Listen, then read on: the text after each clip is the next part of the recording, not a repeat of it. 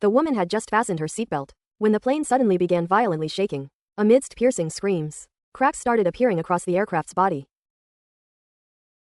Passengers without seatbelts were instantly sucked away by the powerful airflow. Someone desperately grabbed the woman's collar. To survive, she picked up a steel fork from the floor. But before she could catch her breath, the plane plunged straight into an endless abyss. Dazed, she struggled to swim to the surface and spotted a solitary island in the distance. When Ellie regained consciousness, she found herself miraculously washed ashore. Looking around, it was the same island she'd seen during last night's crash. Ellie shook her head, trying to compose herself. Unexpectedly, another survivor lay nearby. Approaching closer, she recognized Jason, the company's new CEO. Ellie's expression instantly darkened. Memories of past grievances flooded her mind. Ellie had been an overworked employee at an information company. Her professional skills were exceptional, and her dedication unquestionable. Every report she worked overnight left her colleagues in awe. Yet this dedication brought no corresponding reward. The former CEO had promised to promote Ellie to vice president, but before the appointment, the old man honorably retired, passing the CEO position to his son Jason. This change dashed all of Ellie's expectations. "I greatly look forward to building the company together with you as vice president."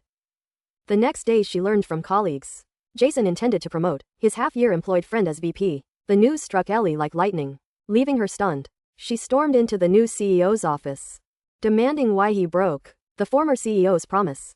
But Jason's explanation seemed flawless. The company VP doesn't need outstanding professional skills, but you have to be good at socializing and creating a lively atmosphere. Ellie obviously doesn't possess these traits. Just as her self-esteem was completely shattered, Jason throws out what seems to be a fair chance. The next day, he's heading to Thailand for a project interview. If Ellie really can do it, she will prove herself to him. Everyone in the office looks at Ellie with sympathy. They suspect she's definitely going to resign. But surprisingly, early the next morning, Ellie appears at the airport, energetic and lively. "Good morning, guys. This top-tier cowhorse truly lives up to its reputation." As soon as the plane takes off, she eagerly starts revising the cooperation plan. Meanwhile, Jason and the other executives have uncovered Ellie's audition video for a survival show that she recorded for the audition, while facing reckless laughter inside the cabin. Hearing the boisterous laughter, Ellie feels as if she's been trampled on. Without hesitation, she deletes the files she just finished. But this decision doesn't bring her relief. Suddenly, a strong airflow hits, and the plane disintegrates in mid-air without warning.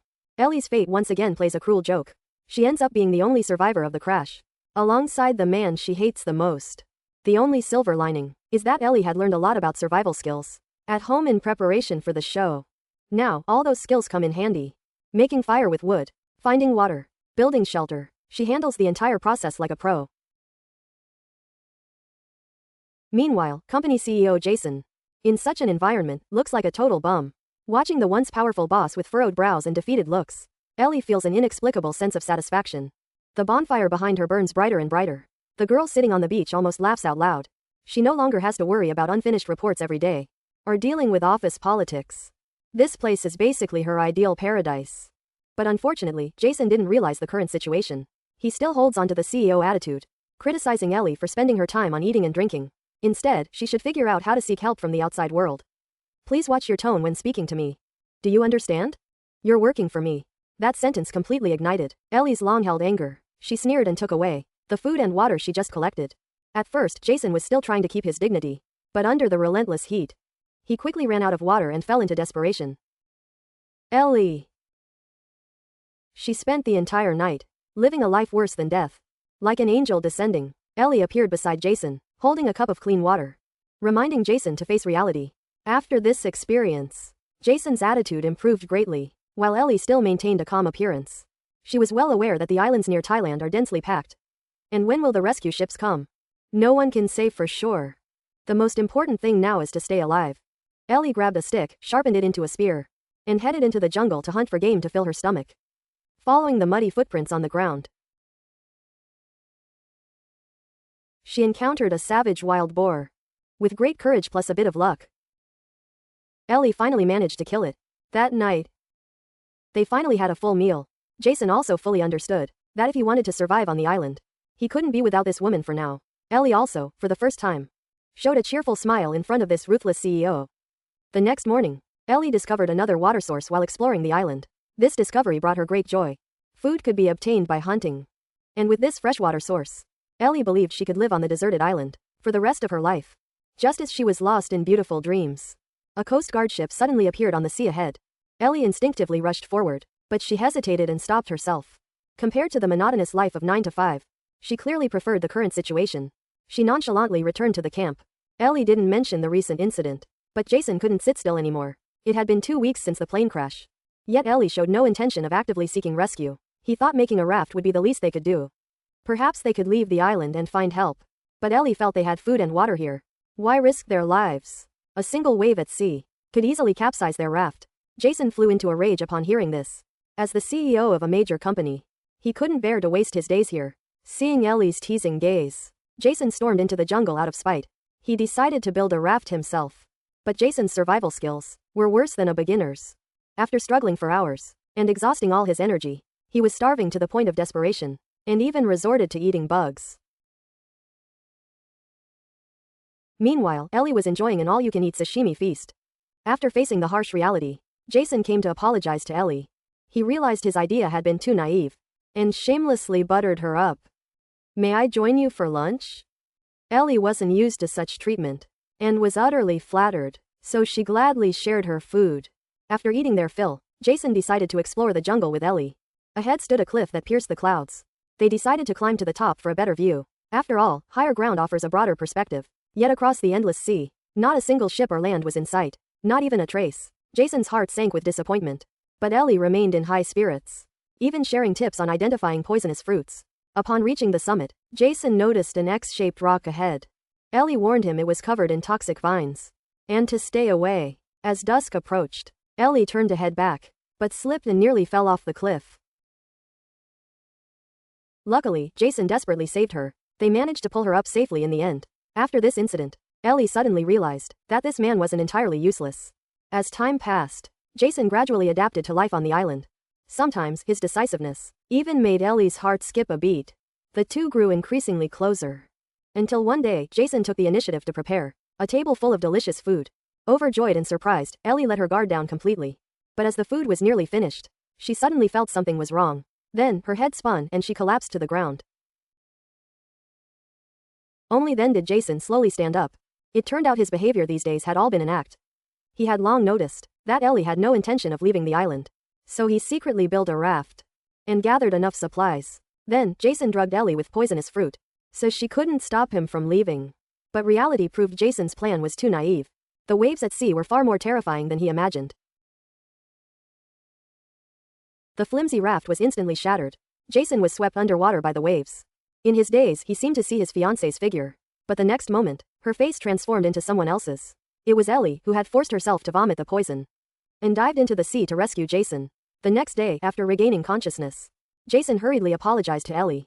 Ellie generously forgave him, and even grilled him a squid skewer. But as Jason gratefully swallowed it, his mouth began to go numb. Gradually, his whole body lost sensation. Ellie calmly told Jason it was the tentacle of a blue-ringed octopus, laced with a neurotoxin, dozens of times stronger than anesthesia. Under Jason's horrified gaze, Ellie pulled out a dagger, and then slowly removed his pants. Tears welled up in Jason's eyes. He already knew what she intended to do. As a spray of blood splattered out, Jason let out a despairing scream. It seems he's about to bid farewell to happiness below the waist permanently. But Ellie smirked devilishly and grabbed a dead rat. Next time it won't be the rat that bleeds. After this incident, Jason was thoroughly tamed. When a woman truly turns vicious, it's more than most men can handle. Ellie was very pleased with Jason's attitude. She hoped this kind of life could continue forever. But unexpectedly, a fishing boat suddenly appeared on the horizon. What shocked Ellie even more was that Jason's fiancée was actually on board. Turns out the authorities had long abandoned the rescue. But this woman never gave up searching for Jason. She hired boats to search all nearby islands, spending 2 months before finally finding this place. Yet Ellie's face turned deathly pale. She realized that once back in civilized society, she'd returned to her dull and exhausting life, possibly even facing revenge from CEO Jason. At this thought, a mad idea formed in her mind. Under the pretense of guiding them, Ellie led the fiancé and captain to the cliff's edge. Just as they reached where she'd previously fallen, she pretended to tie her shoelace. The unsuspecting fiancé plummeted straight off the cliff. The captain instinctively rushed to help, presenting Ellie with this once-in-a-lifetime opportunity. Conflict flashed across Ellie's face. The scene shifts to Ellie returning to camp. She didn't mention the fiancé to Jason, only kneeling alone on the beach in silent despair. For days, Ellie remained in terrible shape, even dreaming of Jason's fiancé rising from the sea to take revenge. With hunting now impossible for her, the task fell entirely to Jason. While chasing a wild boar one day, he spotted an arm protruding from the sand. Jason instantly recognized the engagement ring he'd given his fiancée. The implications needed no explanation. He sprinted back to confront Ellie. "Did you kill my wife?" Quote. Ellie frantically explained. She fell from the cliff herself. Quote. But Jason wouldn't hear a single word. Ellie's hand instinctively moved toward her waist, only to find the dagger had been taken by Jason at some point. She had no choice but to flee desperately into the woods. Blinded by rage, Jason soon fell into Ellie's trap. Though he was strong, he was no match for Ellie in the jungle. After calming down, Jason began to flee in panic. He ran blindly with his eyes closed, and in his panic he stumbled into the toxic vine rock zone. Ellie had warned him not to approach, but to Jason's surprise, there were no poisonous creatures here. Instead, there stood a modern villa. "Anyone here?" Quote. Without hesitation, Jason rushed inside. He gulped down several bottles of water to regain his strength.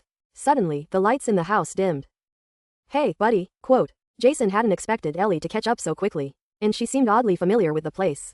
Turns out, on her first day stranded on the island, she had discovered this villa, and at regular intervals, supplies were replenished by a dedicated team. This was likely a private retreat for some wealthy individual who rarely stayed here. Ellie secretly memorized the door code and turned the place into her supply base. She lived here almost without want for food or clothing, and even had the handsome Jason by her side. Ellie would never allow anyone to disrupt her life. Now that the truth was out, she had no intention of sparing Jason. The man knelt on the ground, begging pitifully, thanking Ellie for saving him, and swearing he'd stay with her on the island forever. Seizing the moment, Ellie softened. Jason suddenly swung a hidden metal spike.